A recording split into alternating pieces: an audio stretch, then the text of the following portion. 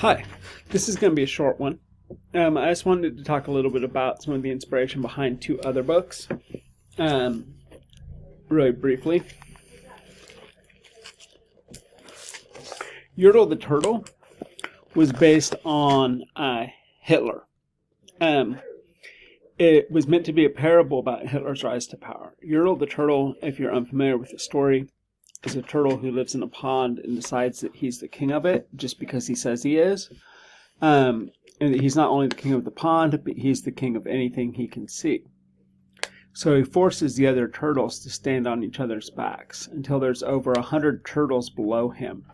And even though they're in pain and they're crying and telling him that they want to stop, he just keeps on forcing them to climb higher and higher.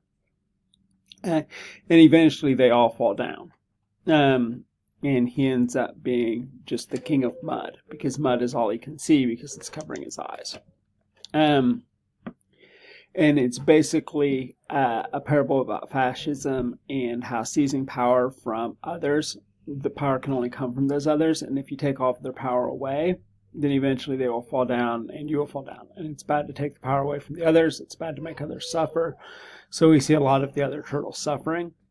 And this was, again, inspired by his experience in World War II. A lot of his World War II cartoons featured turtles. And also some of the facial expressions that Yertle makes in it are similar to facial expressions Hitler makes in some of those World War II cartoons. The other one I wanted to show you guys is Sneetches, which was also inspired by World War II. In Sneetches, you've got Sneetches with stars on their bellies. And he got that idea from the Germans forcing the Jews to wear the Star of David. In the Sneetches, though, it's not only, it's a book about racism and judging people. Basically, you've got two races of Sneetches, those with stars on their bellies and those without. And it's about prejudice and segregation.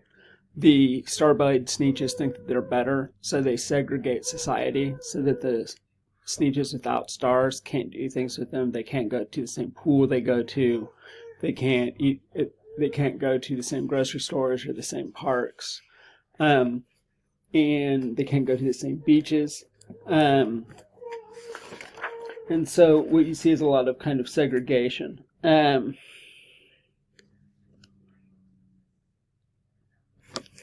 As he points out, the stars weren't so big, they were really so small, you might think that such a thing wouldn't matter at all.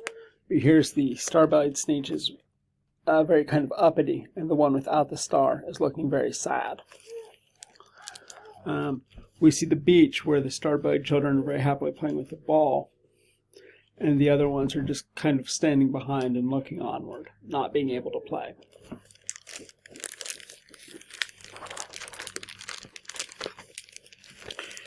We see they have a campfire and a weenie roast. And all of the ones with stars on their bellies are having fun, and the ones without are just looking on sadly.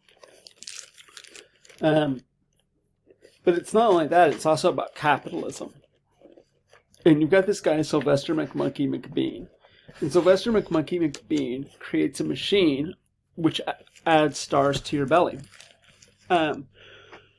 But once all of the Sneetches have stars on their belly, he starts advertising that it's better to have a belly without a star.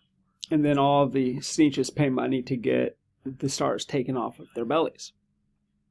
And of course, once that happens, he advertises that, oh, they were wrong. It's actually better to have a star on your belly. So he charges them even more next time to add a star again. And then he charges them more to take it off again, more to take it on again. And so he uses advertising to manipulate them, which is basically about how prejudice is manipulated by the media. So it's partially how prejudice is manipulated by the media, but also how a lot of times people use prejudice because they've got something to profit off it.